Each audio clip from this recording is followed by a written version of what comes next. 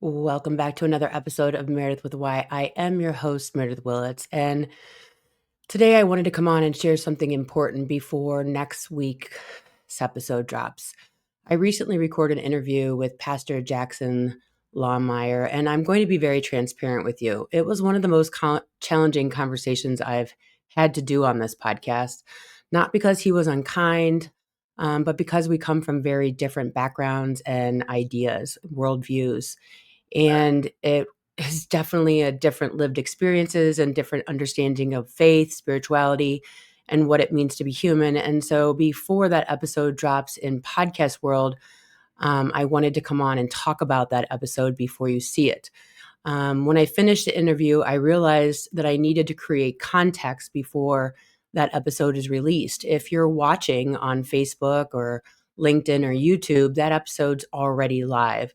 And so I hope that if you've already watched that or yet if you haven't yet, you will give this episode a listen prior to that one, or at least come back and hear this one. So I hope you stay with me. Hello, everyone. This is Meredyth with a Y, and I am your host, Meredyth Willits. Today, we are going to go deep, changing lives, and I am giving you the keys to the castle.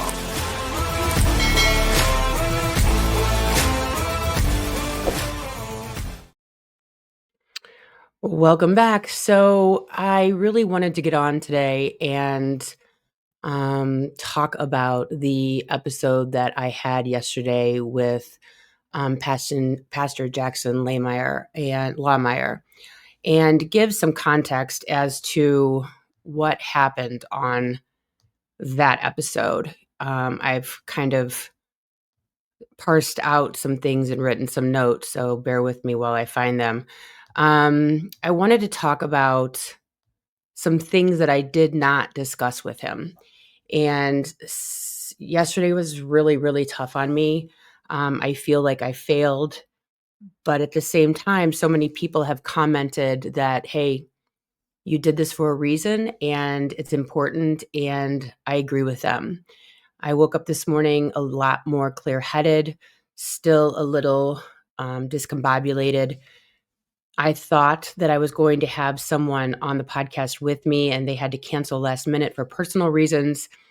And I was ill prepared for what was about to transpire, because he is very well versed in the book of the Bible. And I don't necessarily pride myself on memorizing verses or lines. I pride myself on the spirituality and connection to source energy, to God, and the teachings of Jesus, and being a follower of Jesus, and not necessarily what we would call Christianity maybe today. Some topics were brought up that were baffling to me, to say the least, wherein he described God creating government. And if God created government, then therefore we are to follow government. And so I did a little research. And one of the things that I was laying on the couch yesterday, beating myself up with, was, if that's the case, would you have been one of the people standing there watching Jesus be crucified? Would you have kept your mouth shut as Jesus was being hung on the cross, because the government was the one that put him there? And I'm so angry at myself for failing to ask that question, because I would have been very interested to see what he had said. Because what I believe that our government is doing right now is incredibly cruel. It goes against our Constitution of due process. And I do believe that anyone that is on board with what is happening right now is a cruel and cannot call themselves a follower of Christ. Looking at Jesus, if you just want to take him and his life and apply it to this situation that is going on right now, Jesus did defy and disobey the government and political authorities. In Scripture, it also portrays the government as corrupt, violent, and evil. In Acts 5:29, we must obey God rather than men.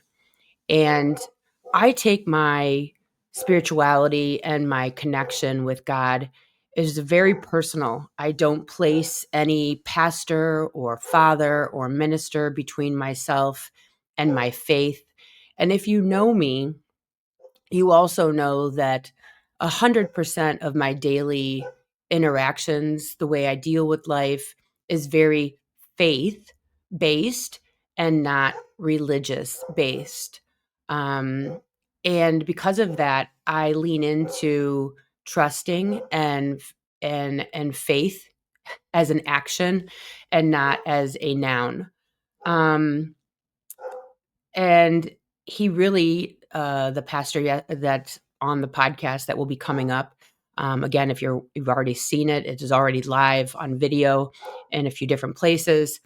Um, he really leaned into God created government, and therefore we must follow the government and whatever the government is doing. And we need to remember that men and people are fallible, that governments are fallible.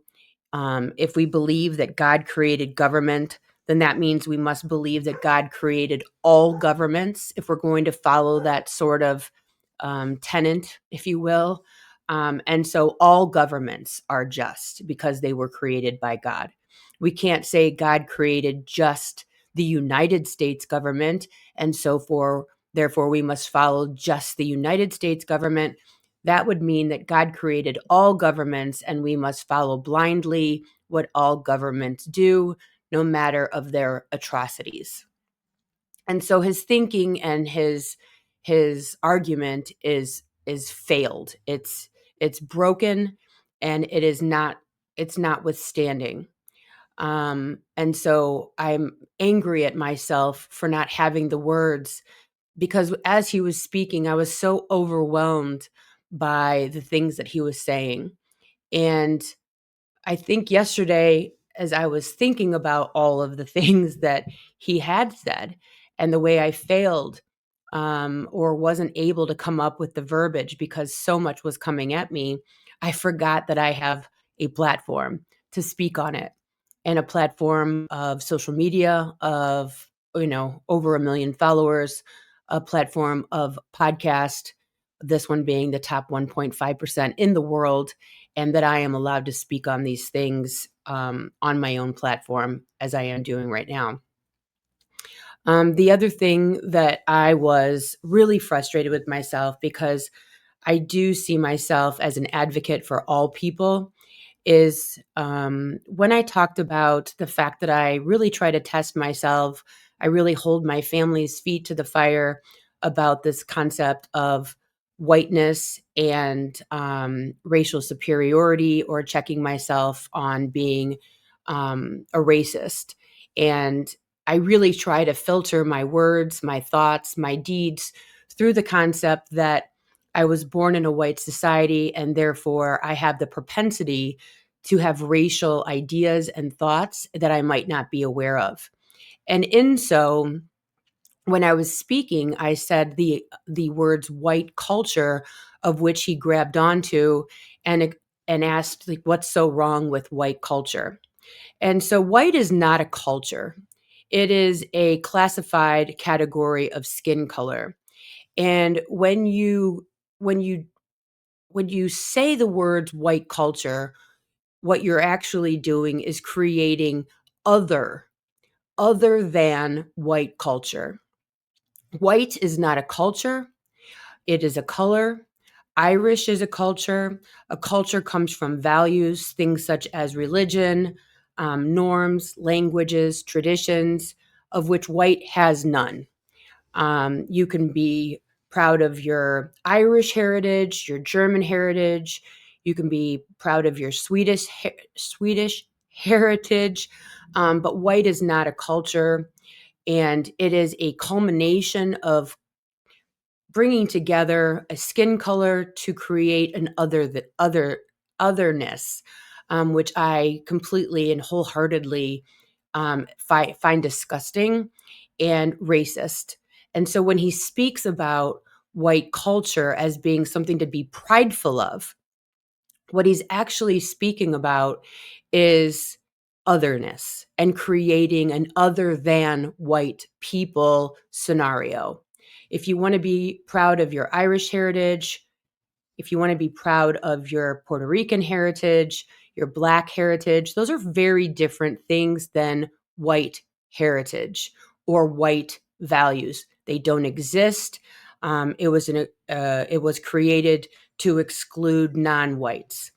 The other thing that he said is he called Kamala Harris a Jezebel. And I was so taken aback when he said these things and said this, and then proceeded to talk about the fact that she had what appears to have been engaged in sexual activities to raise in the ranks of her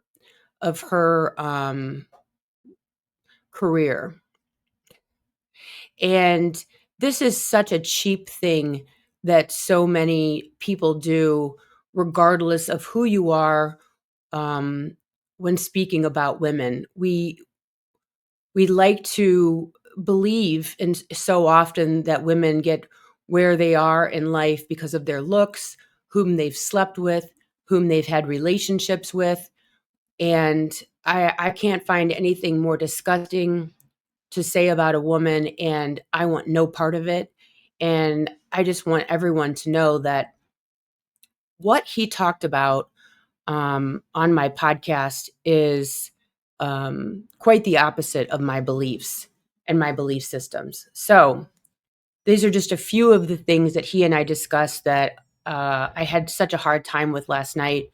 My daughter was so kind. She came here and she spent the night over here with me last night and was just very kind to comfort me in a time of just complete and utter meltdown, to be honest with you. So that all said, why the hell did I agree to do a podcast with this person? He came on under the auspice of discussing how the DOJ, the IRS, and the FBI has targeted Christian organizations. And he was in the Oval Office when they signed in Pastors for Trump, et cetera, and mistakenly, naively, embarrassingly, I believed that there was a part of me that could reach him. And that couldn't be further from the truth. And it really allows me to realize that who I speak to on social media and in life, my job is not to convert.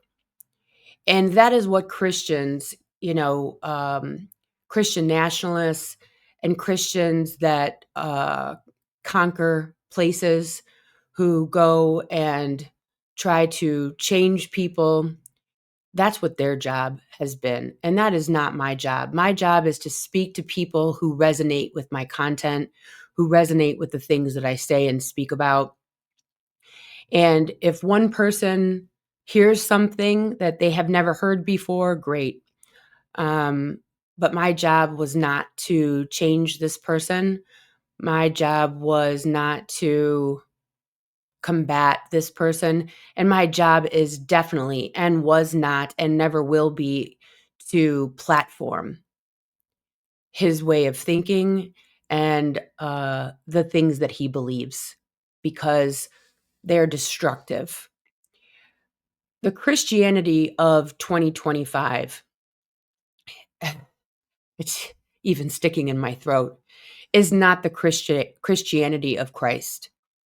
The Christianity of 2025 is here to embolden the government and make you feel good about what they are doing, as aligning themselves with an authoritarian regime that is going into neighborhoods, that is destroying families, that is using cruelty and destruction to hurt people.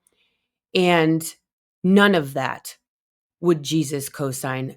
I don't care if you say that I'm speaking for Christ, if you say I am speaking for Jesus, if you are saying that I'm speaking out against Christianity. This is not the Christianity that was ever meant to be in place It is a perversion of what Christianity has been meant to be and will always be meant to be.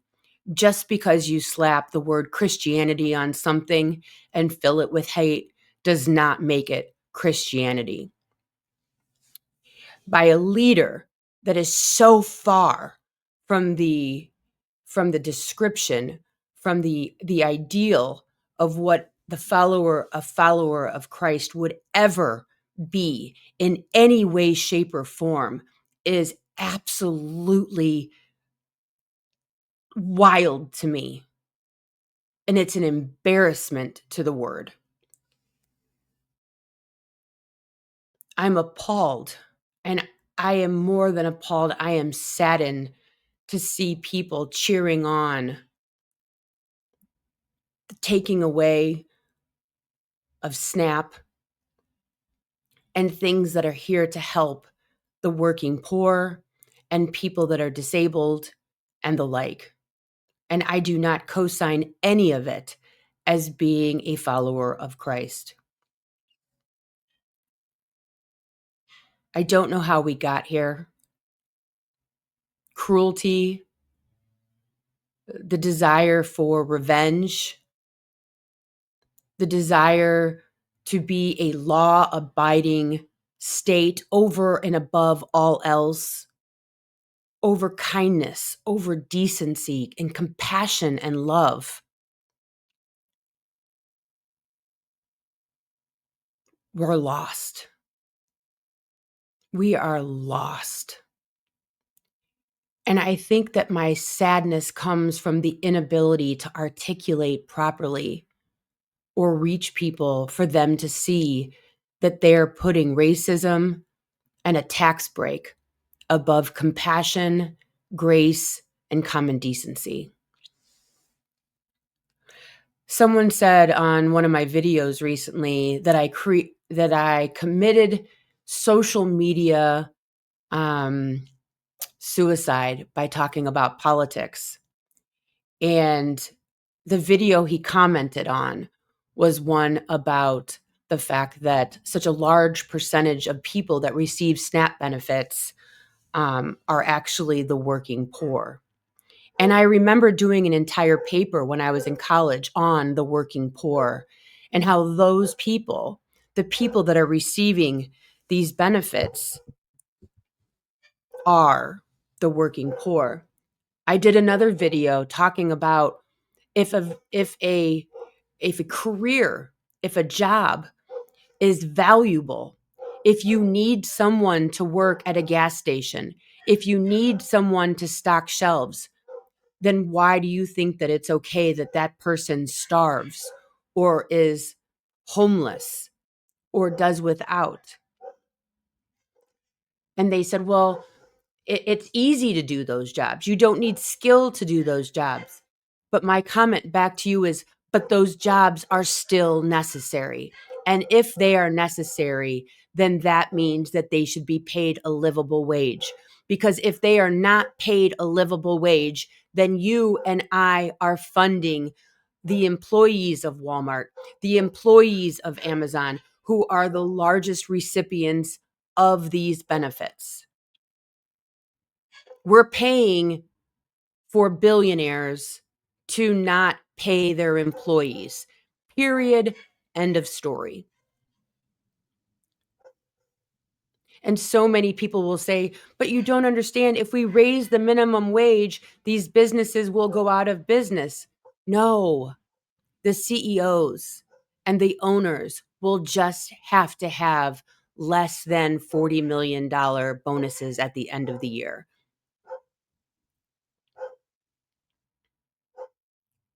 I don't know where we are going. I don't know how we got to a place where we can look at our fellow humans and say, thank you for doing a job that I need done in my life. By you existing, you make my life easier, but go be poor, go be homeless, go hungry, let your children suffer while my kids take dance classes and have sports and have a good school. Thank you for doing your job, but too bad for you. You get nothing. When did we become that society?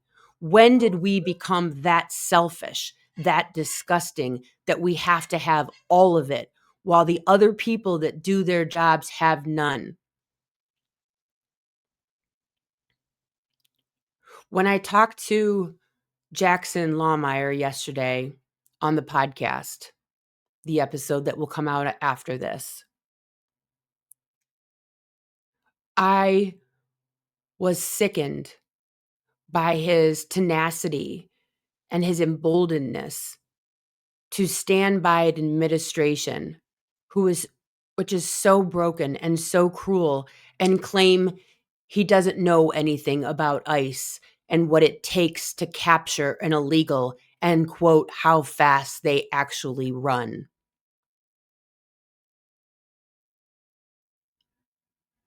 I think that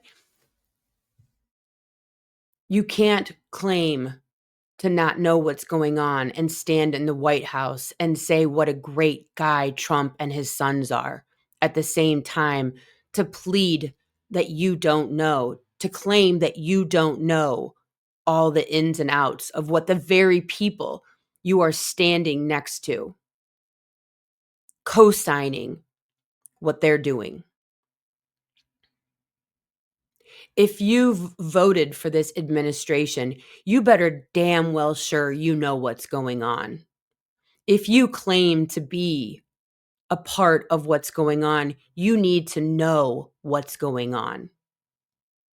You need to see kids being tear gassed, neighborhoods being disrupted, in people being deported to prisons where they're being abused, yet they've never lived in those countries in their whole life. The violence and justifying it all in the name of God makes me absolutely sick. I told him, I think I said it on the podcast, but I know I said it after we closed down in the back, what you guys can't see. I told him, I said, "What's your line in the sand for the Epstein files? What's your line if he's in there?" And his answer was, he is in there, but to what extent? I said, "If he's in there, you need to come back." And he goes, "Well, what do you mean if he's in there? If you mean if he's in there and it's proven that he was with young girls." I said, "Yep, you need to come back and you need to apologize." But it's not just the Epstein files. It's all of it. It's the money laundering. It's the selling out of the Oval Office. It's the financial gain because of where he sits at this point, he and his family. He can say he's not taking a salary for being the president, but his payout is way higher from the deals that he's making in the back end and on the sides. His Bitcoin thing that he's making millions and billions of dollars off of. You have to know the whole story to be able to co-sign all of it. You can't put your head in the sand and just be happy that you had a tax break this year because you make over $200,000 or whatever a year. It has to run deeper than that. Because racism and bigotry and cruelty are expensive. Cruelty is expensive. What's happening with the farmers is expensive. What's happening with defunding cancer research is expensive. You have to be able to co-sign all of it.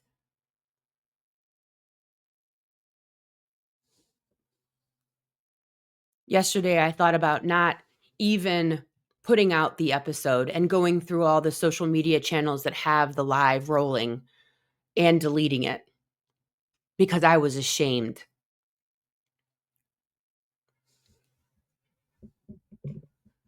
But the fact of the matter is no one's mind's going to be changed either way. Not really. He was cordial. He was polite. He was smart. He was concise. He knew all the right things to say. And I didn't, because I couldn't believe what I was hearing with my own ears. I was mesmerized by the lack of integrity. I was mesmerized by his inability to be honest. I said to him yesterday, do you think if Jesus was standing next to you, watching what is going on with ICE agents, do you think Jesus would say, oh, well, it's the government. God created the government, gas the children, fight them to the ground, smash their head in, shoot priests in the head. Do you think Jesus would just say, oh, well? And he stood by his guns and said, God created the government.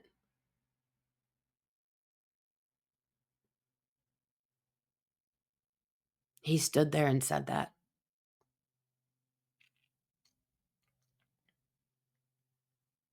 And I don't know how. I don't know how you would ever think that being cruel, hurting people, communities, friends, people, for the equivalent of fishing without a license, because that's what being an illegal immigrant, as they say, that's the equivalent legal infraction is it fishing without a license.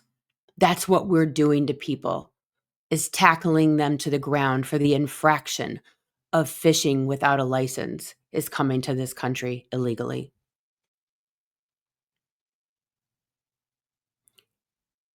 If you don't agree with me, that's okay. If you don't hear my words, I understand. If your ego is entangled with your vote, with your desire for law and order, for your desire to stop helping other countries, and you're unable to see the value of USAID, the value of farmers in the United States, the value of migrant workers coming in and doing jobs, the value of other religions being okay in this country outside of white Christian values, nationalism. That's on you. But I would hope that you take a minute. I would hope that you would sit with yourself and ask yourself truly, in the space of gray and not black and white, if you believe beyond a shadow of a doubt, if you are claiming to be a Christian, if you are claiming to be a good person, if Jesus were sitting next to you today, if he would co-sign with this government that was, quote, created by God, if you think Jesus would be okay with it. And if you are not a religious person, if you are a spiritual person, if you can lean into the fact that what we are doing as a country right now is abysmal, it is horrific. I hope you can go into next week's episode understanding that I was overwhelmed, underprepared for what I was about to hear, and naive that someone can hold their convictions in this in the face of truths and not relent. And that's what happened.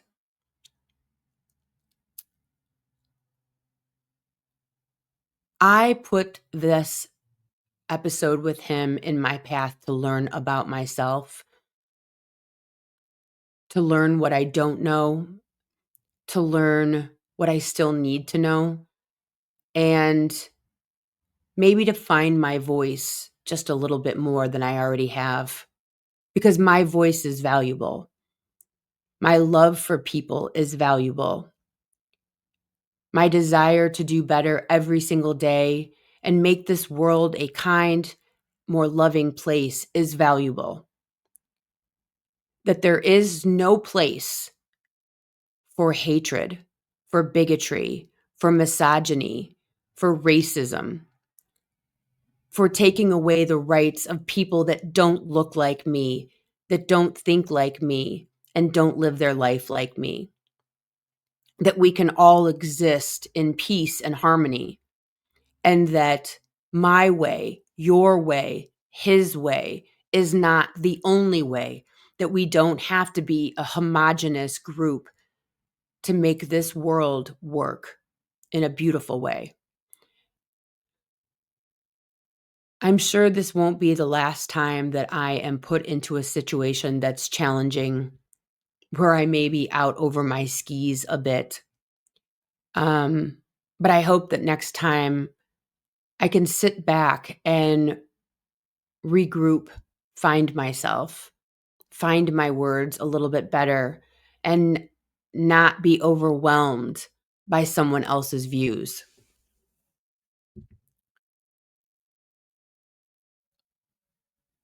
Anyway, thanks for listening to this episode. I did want to use my platform. I did want to use this episode to prepare you for what you're hearing next week, prepare you for what you hear if you go and watch that episode on YouTube or LinkedIn or Facebook, so that you understand exactly what was going on and exactly who I am as a person.